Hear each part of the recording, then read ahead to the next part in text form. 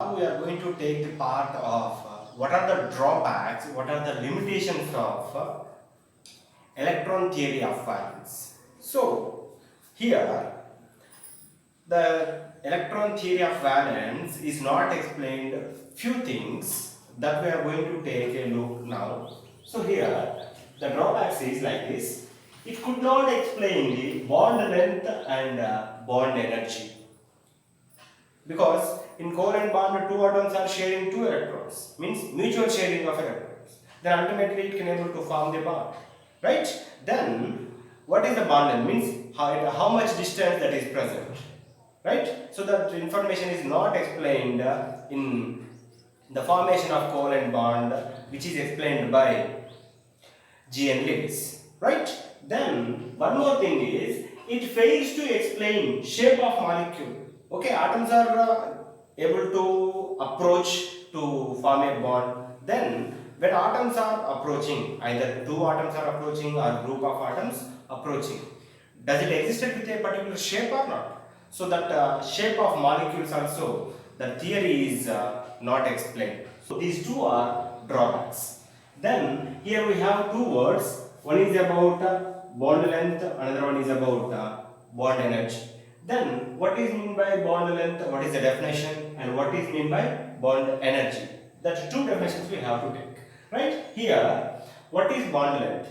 So equilibrium distance between the nuclei of two atoms which form a covalent bond. So when two atoms are approaches close or came too close, then ultimately it can able to form the bond, right? So it is having more attraction and less amount of repulsion.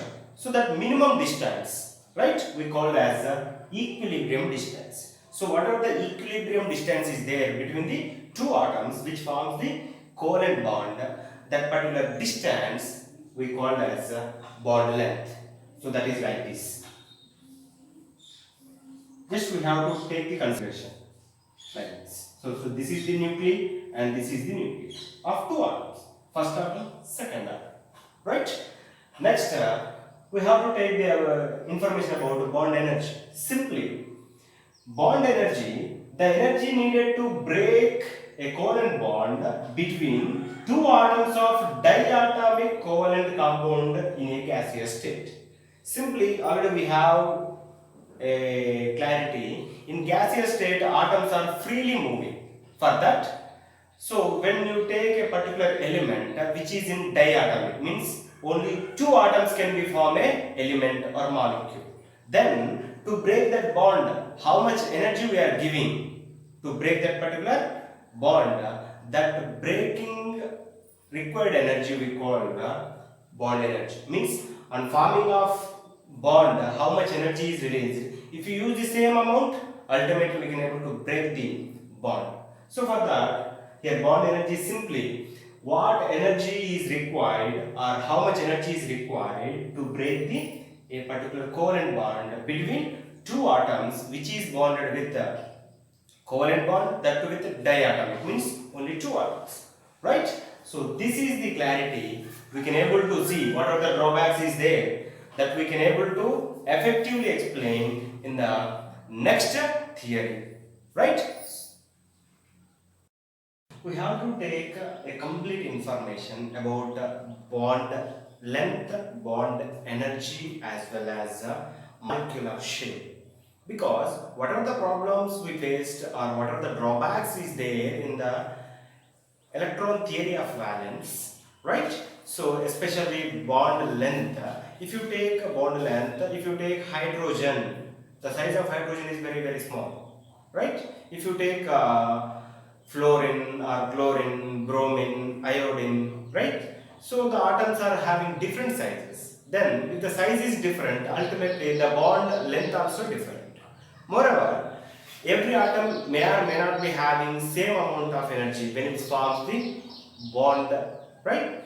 So for that, we have to take one example. If you take hydrogen and hydrogen atoms bond formation, the bond length is almost having 0.74 angstroms. 0.74 angstroms. And bond energy is almost 436 kilojoules per mole. means if you take 1 mole of gaseous state of hydrogen element, it is having the bond energy, means the energy which requires to break the bonds between the hydrogen molecules. It is almost 436 kilojoules per mole, right?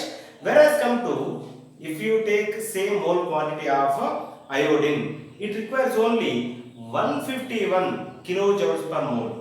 Means if you take 1 mole quantity of iodine, it requires only 151 kilojoules energy. Means energy is valid or not? Moreover, the iodine and iodine atoms, when it forms a bond as a iodine element I2, the bond length is almost 2.68 angstroms. 2.68. We have the variation or not? For hydrogen only 0.74, but iodine is 2.68. That indicates the size of atoms, if it is changed, ultimately bond length also changed. Moreover, bond energy also changed. So for that, to rectify whatever the drawbacks are there in the theory of or electron theory of valence, to get a perfect information or clear information about bond formation of molecules and their shapes, it is clear information from the theory of VSE-PRT theory. VSE-PRT theory. So that we have to take the information here, right?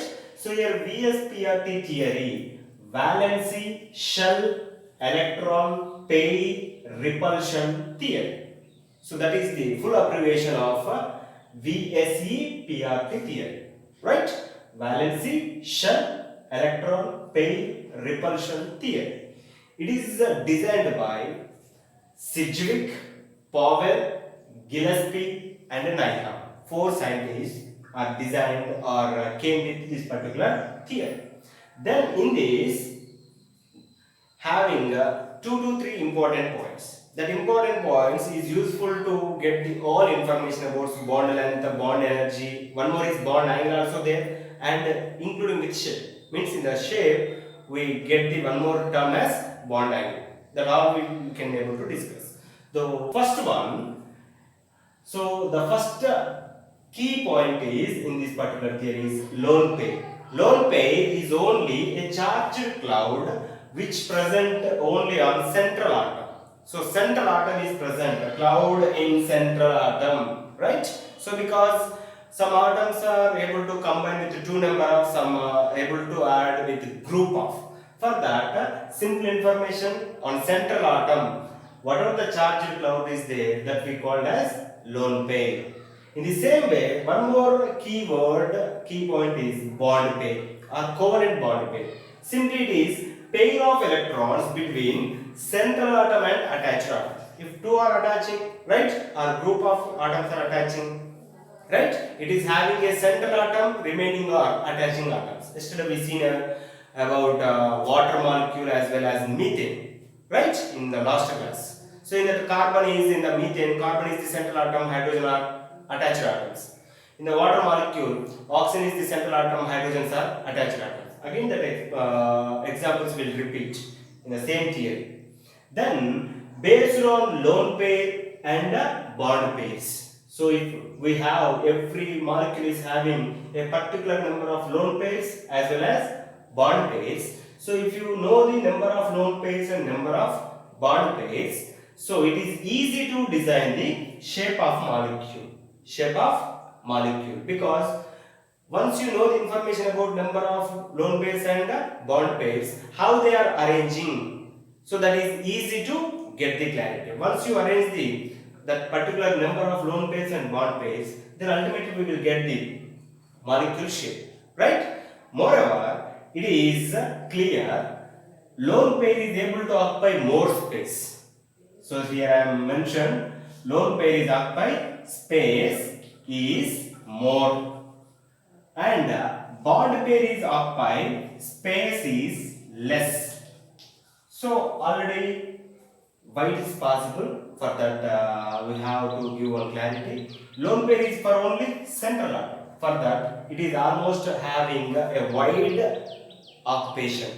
But bond pair is between 2 atoms. One is for central atom, another is for attached atom. For that, it can able to occupy the space is very less. It is simply considered as inflated balloon. Lone pair means inflated balloon, and bond pair simply you should consider as stretched rubber. Then you will get the clarity, right? So based on the number of lone pairs and bond pairs, we can able to get the information about bond length, bond energy, and particular shape of molecule, including with bond angle, right? So we have to take a few more examples, right? Already we discussed about lone pair and bond pair. Here, lone pair. So if a central atom having two lone pairs, so the two lone pairs, if it is present on the central atom, they are able to show repulsion is more, means they are having more repulsion because the size is bigger or not. So when size is bigger, ultimately it can able to show repulsion. Then here lone pair and bond pair is having repulsion is moderate. Moderate means it is not more like a lone pair repulsion. Here lone pair and bond pair repulsion is little bit less. For that here I written as repulsion is moderate. Then bond pair and bond pair is having repulsion is very less because it is already in stretched condition.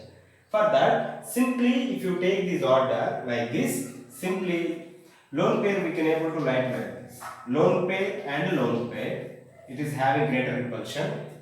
After that, lone pair and bond pair. After that, lone pair and bond pair and bond pair. So highly repulsion is greater repulsion, moderate and less. Right? So this is the order of repulsions. So highest repulsion, medium repulsion, and repulsion is very low because this is like this inflated one for that having repulsion. Here lone pair and bond pair. Here completely bond pair and bond pair, like that simply. For that we are able to get examples for each and how many number of lone pairs and how many number of bond pairs and what is the shape. By that you will easily understand. But this is the basic thing you have to keep in mind about lone pair and lone pair bond pair existence, how the repulsions are. Okay? Take a molecule is existed with two covalent bond pairs and no lone pairs are present.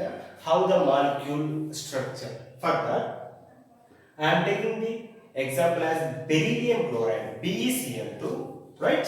So here central atom is beryllium and chlorine is attached atom. So already we are familiar with the dot structure of Lewis method. So chlorine is having 7 outermost electrons. In that 3 are pair of electrons and 1 is unpaired electron. Here chlorine one more. That is also having 3 pair of electrons, 1 is unpaired electron. Here beryllium is having 2 unpaired electrons. For that 1 unpaired electron of beryllium and 1 unpaired electron of chlorine is going to share contribution. Then here we can able to see the covalent bond. Same like in left side, right? So that is also able to give the one covalent bond. Then ultimately the molecule is like that. Chlorine bond beryllium bond with chlorine, right? So both are covalent bonds. Then it is appearing like in straight or not? So simply it is appearing in like a straight line. For that, what is the shape of molecule? Linear. Ultimately, straight line we call as linear. Then what is the angle? Especially the linear angle we call the 180 degrees. So when you have a particular number of bond pairs and lone pairs, you are giving structure of molecule or not, right? Then coming to the clarity, right? So it is simply we can able to express it in one more way, that is like this, chlorine like this, right?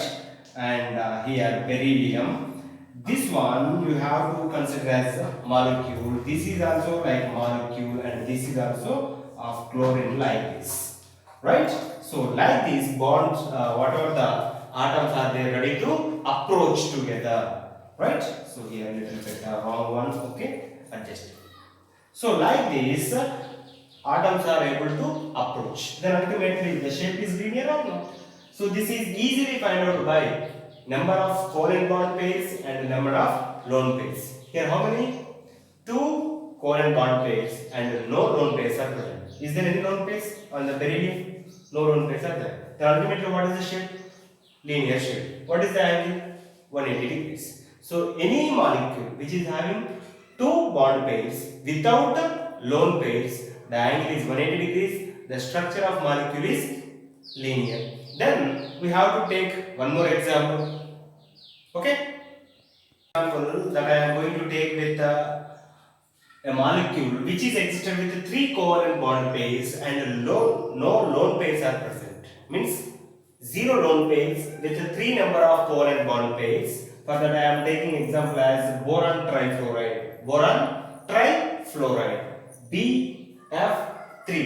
Then boron is having three unpaired electrons, and here three number of fluorine atoms I am taking. Fluorine is having three number of paired electrons in the outermost shell and one is unpaired electron. Then ultimately here each fluorine is attached with each unpaired electron of boron. For that the combination is like this, right?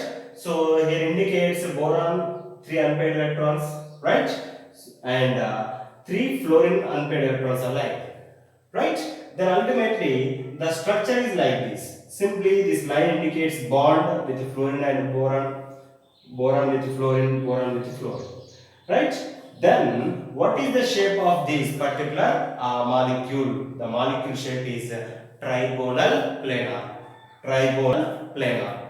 Then what is the bond angle? The bond angle between any two bonds, either these two or these two, simply 120 degrees. So any molecule is existed with three bond pairs and zero lone pairs. The structure must be a trigonal planar and bond angle is 120 degrees. Okay? I am explaining with one more molecule which is existed with four covalent bond pairs and zero lone pairs. Then for that I taken the example as CH4, methane. What we call methane. Here the carbon is having four unpaired electrons and this is the central atom, and this central atom is attaching with hydrogens with four number. So already we are familiar, hydrogen is having only single unpaired electron. For that here carbon is attaching with hydrogen, right? Each side it is attached with one hydrogen. Then we can able to get four covalent bonds. That four covalent bonds we have expressed like this because we have only three-dimensional structure, right? Only three dimensions are present. Even though the bonds are arranged in one more manner to adjust the fourth bond, right? So that all bonds are present like this. A carbon with hydrogen, right? So here the shape of particular molecule is tetrahedron. Tetrahedron. Moreover, the bond angle between any two bonds, either these two, or whatever it may be, any two bond and any two bonds between, the bond angle is 109 degrees 28 minutes. 109 degrees 28 minutes. Here the condition is only for a molecule which existed with only four covalent bond pairs and zero lone pairs. Have you got a clarity here? We have to take one more example. A molecule is existed with three covalent bond pairs and one lone pair. For that, example is NH3. We simply call ammonia. Right? Here, ammonia is having three unpaired electrons, right? And one is pair of electron. So here pair of electron for nitrogen we call as simply lone pair because this is the central atom. Then three hydrogens are going to attach like this. Three hydrogens are going to attach. So an attaching of that, right? Here we can able to get the shape is pyramidal shape. Pyramidal shape, right? And the bond angle between any two bonds, either these two or these two or these two, right? They are able to exist like this. Either these two or these two or these two, right? Any two bonds between the bond angle is 107 degrees and 48 minutes. So simply with the three covalent bond pairs and one is must be lone pair. Here lone pair is for what? A central atom. Who is the central atom here? Nitrogen is the central atom. Okay for you? One more example, that is a molecule is existed with the two covalent bond pairs and two lone pairs. Two covalent bond pairs and two lone pairs. For that example is H2O, water molecule. Here oxygen is central atom. Then it is having two lone pairs, pair of electrons, and two are unpaired of electrons. Here two unpaired of electrons is attached with two hydrogens like this. Two lone pairs, what we see here, right? And two are bond pairs. Here one is for oxygen, remaining for hydrogen. Bond is formed or not? Then what is the shape of water molecule? The shape of water molecule is a V shape. So it is simply attaching like it is appear like this for you. Just we have to take it into inversely. Ultimately it has appeared V or not. Then what is the bond angle? So bond in between hydrogen and hydrogen here. Oxygen to hydrogen and oxygen hydrogen. This particular bond angle is 104 degrees and 31 minutes. Like this, Vesper theory is explained about structure, bond angle and bond length information with the number of bond pairs and number of lone pairs, right? Even though it is having a few limitations or that we call as drawbacks. The drawback is it could not explain, it is not explained anything about bond strength. Okay, bonds are formed, molecule shape is okay. Then what about the bond energy? How much energy is there? So that all energies of bonds may or may not be equal. So that should be effectively explained with structure with the bond energy by Linus Pauling with his theory of valency bond theory. Valency bond theory that can able to give a clear information about molecule structure, bond energy along with the bond angles. Okay? Whatever the explanation is given from VSPRT theory, means valence shell electron pair repulsion theory, right? So it is given a clear information about the molecule structure with the bond angles, but it could not explain, it is not given a perfect information about the bond strength, right? So what are the bond strength is not explained by VSPRT theory, right? So that is effectively explained by one more scientist with his particular theory. The theory name is valency bond theory. Valency bond theory. So this explained by Linus Pauling, right? Already we discussed about particular quantum theory, right? Then he given about a particular molecule with bond strength, how the bond is formed with exact strength that we call as bond energy. Then he considered with a few points. The main point is covalent bond is formed between atoms approaching each other with the opposite spin electrons in their outermost shell. Means when a covalent bond is formed, so it is participated by outermost electrons or not? That outermost electrons is must be approached with the opposite electron, opposite direction. Means one is if it is clockwise, another one should be with the anti-clockwise. So that is the basic thing what he considered. By that he given about few hypotheses, right? That is the greater the overlapping of orbitals that forms the bond as strong. So how much the orbitals are overlapping, whether they are having particular strong attraction or not. If they are attached in strong, ultimately the bond is strong. If they are attaching in somewhat weak, ultimately the bond is also weak. So it is depends on the overlapping of orbitals. If you take s orbital, right? The shape of s orbital is spherical shape. It is not having any direction. For that, overlapping is not possible. Best example: can you able to catch comfortably a volleyball or a football? No, because we not able to get a proper grip. For that, there is no direction. But it is possible to catch the dumbbell, what we are able to do in exercise, right? Because it is having holding possibility, right? So p orbitals is having more strength when you compare with the bond is formed with the s orbitals, right? So that is the thing he explained. The greater of overlapping of orbitals that form the bond has strong. Means simply if they are having same particular possibility in overlapping, that depends the strength, whether it is strong one or weak one. Then one more, each bonded atom maintains its own atomic orbitals. Means no atom is not able to lose the orbitals. But the electrons in the overlapping orbitals is shared by both the atoms what they are involved electrons.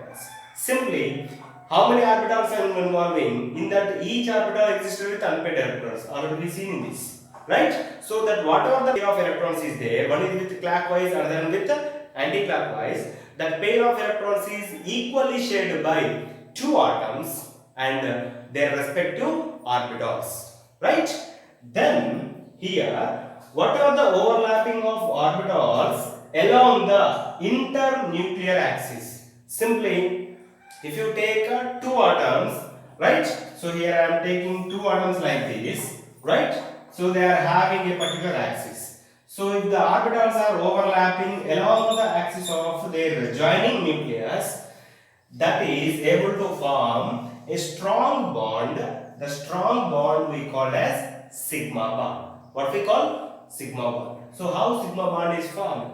In simply that overlapping of orbitals along with the internuclear axis, means joining of nucleus. So that makes a strong bond like the name of sigma. That bond we call as sigma bond. Then he explained one more type of bond, right? That is, we have to take the explanation. Orbitals, the orbitals which are overlapping sidewise, means laterally, right? That can able to form a weak bond, means the bond strength is very less, that we call as weak bond. The name of the bond we simply call as a pi bond. What we call? Pi. Already this one we used in mathematics, right? So we have certain value, but here this particular symbol indicates a type of weak bond when two orbitals are approaching in lateral or sidewise, right? So these two bonds, sigma bond and pi bond, we have to take explanation with examples, right?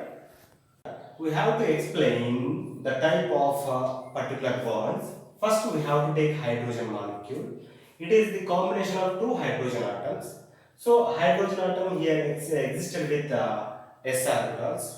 One is with the clockwise, another one with the anti-clockwise, means opposite spin. But here the s orbital is directionless because it is in spherical in shape. Then due to that, it not able to get a proper grip. For that, the overlapping is not in a strong one.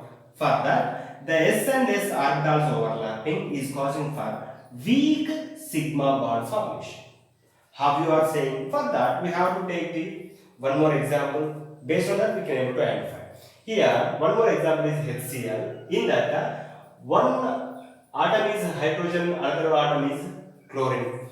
Then hydrogen is existed with s orbital, and chlorine is having lost electron in p orbital. So p orbital is in dumbbell shape or not? Moreover, this is the imaginary line which shows the internuclear axis, right?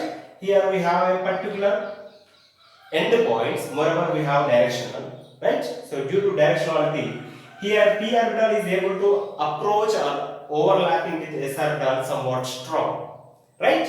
Then the type of overlapping we call as sp overlapping. Then this one s orbital only directionless, but p orbital is directionality one. For that, the strength of sigma bond is somewhat more. For that, we call as moderate strong bond, but not like weak. Here S and S two are directionless, but here P is directional one. For that, the bond strength is little bit more than S and S overlapping. Then, if you take one more example, that is fluorine. So in fluorine element we have two fluorine atoms, right? Each fluorine is having the outermost electron in the p orbital. So two p orbitals are directional one, means they are having directionality.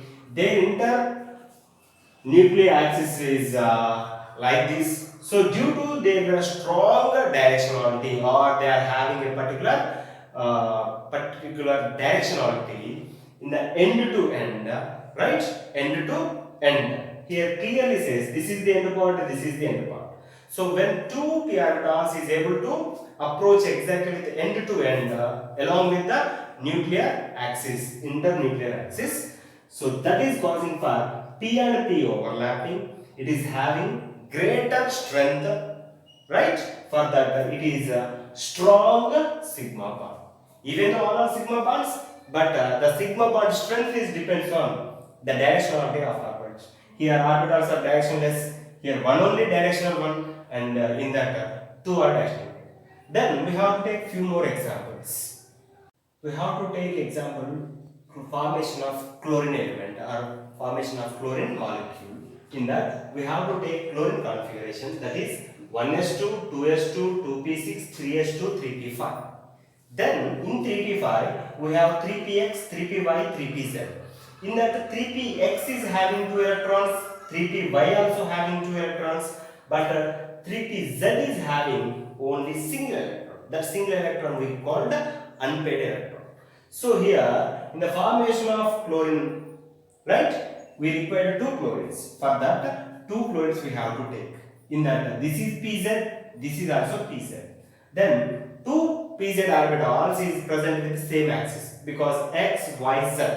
So here this finger I consider as z axis. Then two are z axis, right? They are having exact a particular direction or not. So due to their direction, they are able to approach end to end.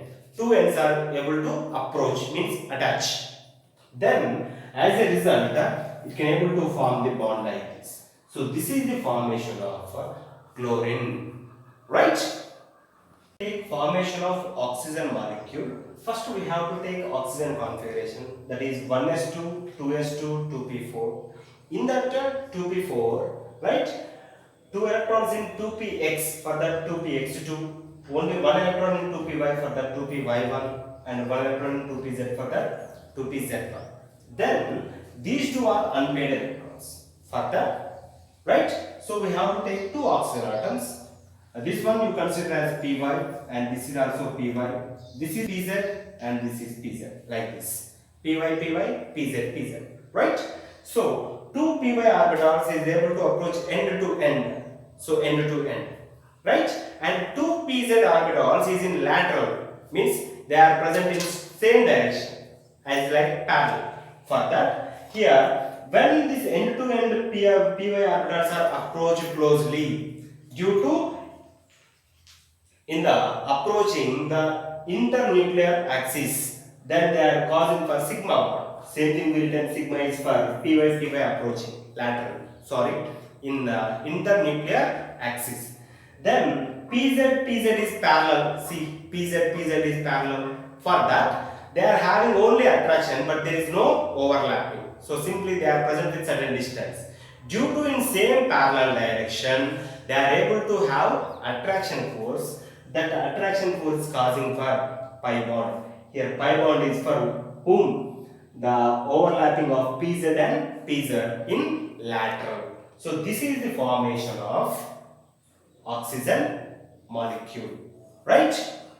Take the information about nitrogen formation or nitrogen molecule formation. For that we have to write the nitrogen molecule, nitrogen atoms configuration. The configuration is 1s2, 2s2, 2p3. Then here 2p3 we have information as 2px in one electron, 2py also in one electron, 2pz also one electron. All should be unpaired. For that we have to take a particular nitrogen atom like this, px, py, pz. Same like we have to take one more nitrogen. Here px, py, pz. So like this. We have to take 3 dimensions. So px, py, pz. Same way we have to take one more. Right? So here the approaching is like this. So two middle fingers, right? We have to consider as px. These two, whatever the ring fingers are there, sorry, whatever the four fingers are there, that should be we call as py, and whatever the thumb are there, that you consider as pz. Then when two px's are approaching, they are able to enter nuclear axis. For that they are causing for sigma bond. Here sigma bond like this. Then here two forefingers is in parallel. I means two y orbitals, 2py, 2py. Two are in parallel. They are having only attraction force. For that they are causing for pi bond. See, two are in parallel or lateral. In the same way, here two these thumbs also in parallel. See, parallel or then two pz orbitals are parallel. They are also having lateral attraction force. They are causing for again pi bond. Here pi bond is for py, right, and pz, pz. Have you got a clarity?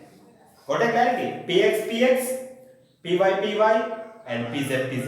Px, px is for sigma bond. Py, py is causing for pi bond, and pz, pz also causing for pi bond. So this is the explanation about nitrogen molecule formation, right?